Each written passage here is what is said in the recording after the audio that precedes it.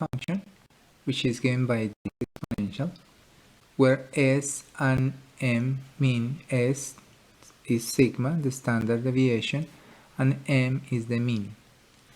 So I have these two parameters freely, so I can move the standard deviation, large standard deviation, smaller standard deviation, the mean, so we can move the mean left or right. And now let me do the big change to transform this into a log normal distribution. Basically the change is to change x by the natural log of x.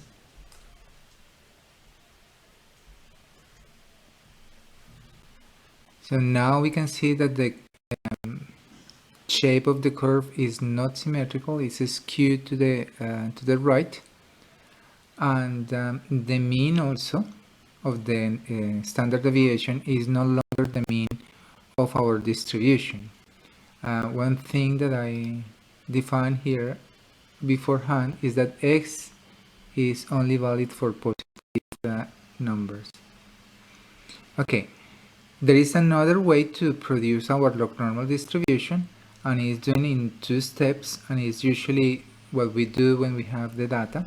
So we have an additional variable r, and we apply the natural log to that variable, and then we use the standard, the normal distribution to plot it. Let me plot it in this point, and we can see that the blue, which is then our new plot doing these two steps, is exactly the same as the initial function. So this is usually what we do when we are working with data. So we apply the natural log and then we work with the normal distribution. Now, what I'm plotting here by x equal m is the mean of the normal distribution.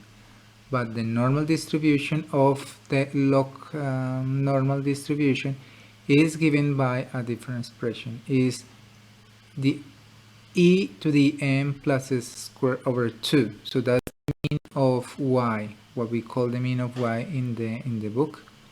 And I'm plotting here the mean of y. Let me show you. So we can see the line in black is the mean of our log normal distribution. It's much more clearly the mean that the sigma parameter in our log normal.